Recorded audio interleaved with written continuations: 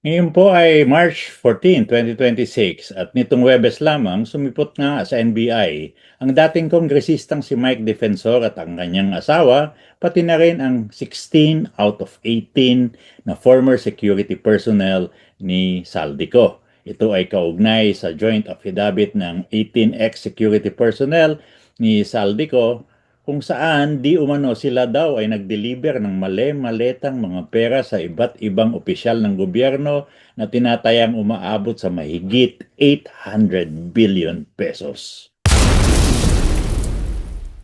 Nasali sa pagpapatawag ng NBI si Defensor at ang kanyang asawa dahil sila ang tinuturong nag-organisa ng press conference ng former security personnel ni Saldico bago nila isiniwalat ang laman ng kanilang kontrobersyal na affidavit. Una, dinideny pa yan ni Mike Defensor pero kalaunan dahil may mga lumalabas na ebidensya na siya ay sangkot ay inamin na din niya.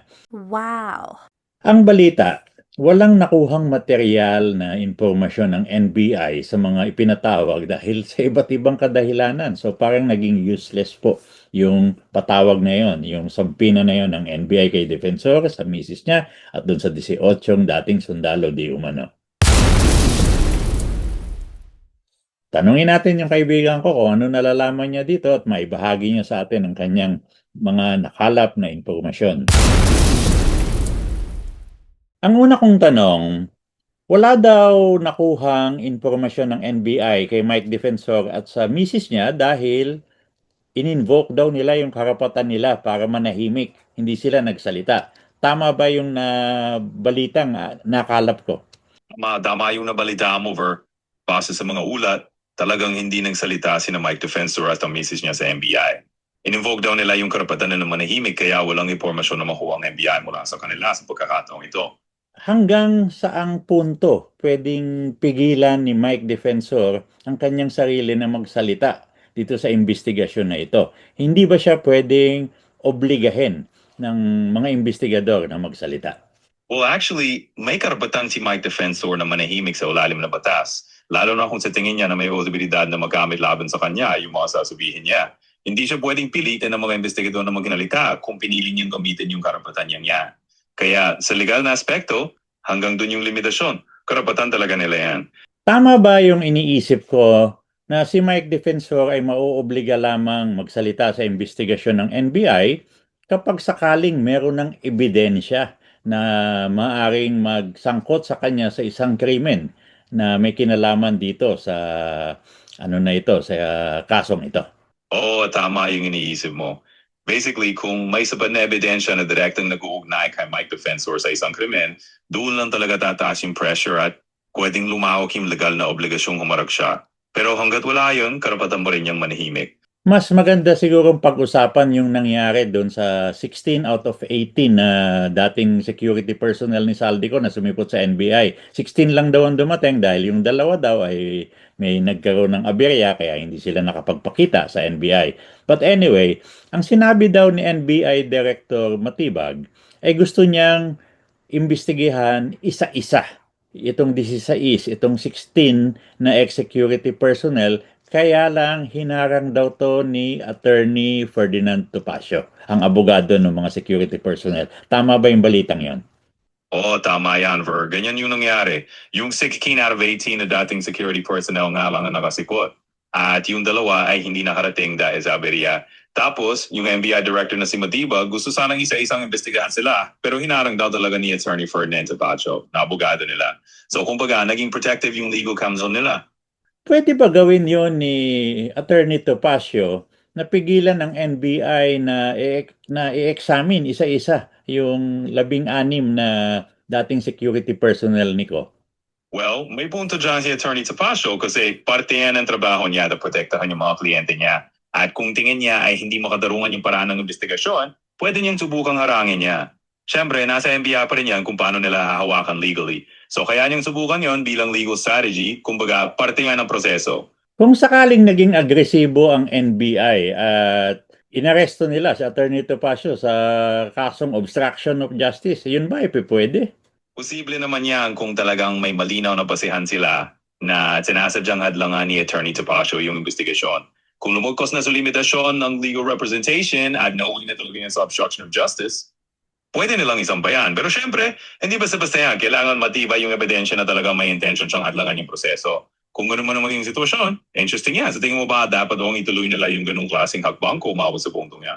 Ang tingin ko kasi, although hindi ko naman to nailagay sa mga balita, kaya umubra yung paghaharang ni Attorney Topacio dun sa isa-isang pag-iimbestiga sa mga security personnel ay dahil mismo yung mga security personnel na din ang ayaw pumayag na sila ay isa-isahin. Kaya lumalabas na ini-invoke na naman nila ang kanilang karapatan. Pwede kayang ganun na nangyari? Absolutely. Pwede yung mangyari na hindi lang yan dahil sa abogado nila, kundi talagang personal na desisyon din ng mga security personnel na gamitin yung karapatan nilang huwag magpa-interview ng isa-isa. So kung ganun ang nangyari, kumbaga nagkakasundo lang sila na sama-sama silang tumindig. At sa ganung sitwasyon, wala naman talagang porsahan na pwedeng ipilit hanggang legal pa rin yung pagtanggi nila. Base kasi sa aking karanasan, ang ginagawa kasi ng mga investigador o ng mga abogado, pag may ganyang joint affidavit, ipinipilit nila na gawing individual ito kasi napakahirap nga naman na ang isang deklarasyon sa affidavit ay ginawa ng 16. Ano ba yon? Lahat ng nakasulat doon, lahat ng kaganapan ay 16 sila nandun. Hindi naman yata ganun ang totoong nangyari. Ang lumalabas, may portion doon na alam ng 4, may portion doon na alam ng 2, kaya dapat talagang himayin yun. Isa-isa silang tanungin at alamin ang kanilang personal knowledge. Bakit hindi ito na ipilit ng NBI? Aba, solid yung insight na yan. At tama ka naman talaga. Kadalasan ang linya ng mga investigador o piskal, ang hihimayin nila yan para makita yung individual na kaalaman ng bawat iha. Kasi nga naman, mahirap yung pabang collective na affidavit na parang lahat sila eksaktong parehong nakita. So nagkaroon lang na gustong hatiin yan ng NBI. Ngayon, mukhang naging malakas lang talaga yung legal defense at karapaan ng mga security personnel na tumanggi. So sa bundong yan, nagkakaroon ng legal tug of war. So ano pa yung tingin mo magiging susunod na hakbang ng mga investigador o ng NBI sa ganitong sitwasyon? Ang tingin ko, ang pwedeng maging hakbang ng NBI, at actually, ang hula ko, ay mag-i-issue sila ng subpoena isa-isa. So ang gagawin siguro nila dyan, bawat isang security personnel ni Saldico ay i-schedule nila sa iba't ibang oras at iba't ibang araw. Di mapepwersa na sila na isa-isang sumipot at isa-isang maimbestigahan. Ang tanong ko, posible ba yan? Oo naman, pwede talaga yung gawin ng NBI. Issuing subpoenas isa-isa is a solid move para talaga maserap yung individual questioning. At magiging strategy yan para walang sabay-sabay na grupo na pwedeng sabay-sabay na tumanggi. So kung tawagin ka isa-isa sa iba't ibang araw, mapipilitan talaga silang humarap. So talagang posible yan at madalas yan ang ginagawa para mas maging epektibo yung investigasyon. Eto, medyo wild na medyo wild na senaryo. Pwede bang mangyari na sisipot sila yung 18 dating security personnel ni Saldico sa iba't ibang araw, sa iba't ibang oras, pero lahat ay i-invoke ang right to remain silent? Posible ba legally na mangyari yon? Oo, posible yan legally. May karapatan naman talaga silang mag-invoke ng right to remain silent. At kung lahat sila ay magkatundong gawin yan, di talagang tahimik yung magiging investigasyon.